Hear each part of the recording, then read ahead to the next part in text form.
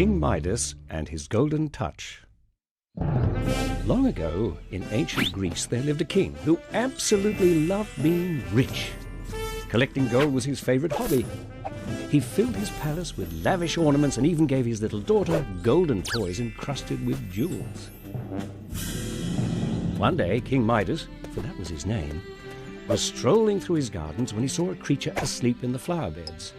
It was a satyr, a half-man, half-goat.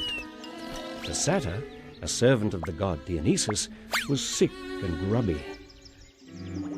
Midas bathed the satyr and dressed him in fine, clean clothes. Then he delivered him safely back to Dionysus in his temple on the mountaintop. Dionysus was grateful that Midas had taken such care of his servant. He offered to grant the king any wish he desired. Midas needed only a second before he answered, "I wish that everything I touch would turn to gold." The god Dionysus thought this was a most foolish wish, but he'd made a promise and couldn't argue. "Your wish is granted." King Midas rushed back to his palace. He was eager to test out his new powers. In his beautiful gardens, he reached to touch a flower and it instantly turned to gold. King Midas laughed with delight. He ran around the garden, turning all the trees and flowers into gold. The fluttering peacocks were now golden statues. There were golden fountains flowing with liquid gold instead of water. He danced through his palace, touching every object. Every chair, every carpet, every door soon glittered with shining gold. The king's eyes lit up with excitement. He decided to celebrate his great fortune. "Bring me food and drink." Servants filled the long golden table with many delicious dishes and pitchers of wine. But when Midas took a piece of bread and put it in his mouth, it turned into a bread-shaped chunk of gold. He almost broke his teeth on the hard, precious metal. When he tipped up the pitcher of wine, all that flowed into his cup was liquid gold. There was nothing on the table he could eat or drink. With a roar of frustration, Midas threw the golden feast from the table.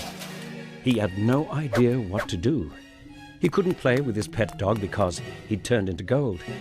He couldn't dress up in his fine silk clothes and leather boots because they'd turned to scratchy, hard gold. He couldn't sleep on his bed because it was now a hard golden rock. The king's little daughter came running towards him.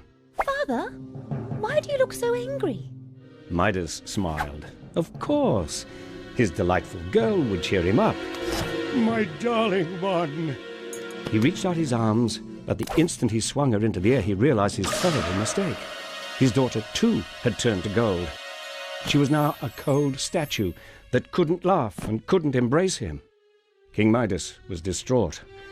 Not only was he hungry and thirsty, but he also lost his most precious possession, his beautiful daughter. "I've been so stupid." In desperation, Midas returned to the mountain and approached the temple of Dionysus. This time, however, he had to walk up because his horses were now golden statues. Midas threw himself at the feet of Dionysus and begged him to take away his golden touch. "Please, set me free of this terrible curse." Dionysus took pity on the starving, miserable king. "Go and bathe in the river Pactolus." King Midas went to the river. He stepped carefully into the water, afraid it might turn into gold and kill him. But he was relieved to see that the gold was washing off his boots, and they were leather again. Midas grabbed a jug and poured the river water all over himself. He carried jug after jug of water back to his palace to wash his daughter, his servants, his dog, his horses. He didn't stop until everything in his palace was back to normal. King Midas laughed with delight as he embraced his daughter. He enjoyed the simple flowers in the garden, the sweet taste of a peach, the company of friends. Midas now understood that it was much more important to feel rich than to actually be rich. From then on, Midas ruled his kingdom with great kindness. And to this day, if you look closely at the banks of the river Pactolus, you will still see sprinkles of gold dust. It is all that remains of King Midas's golden touch.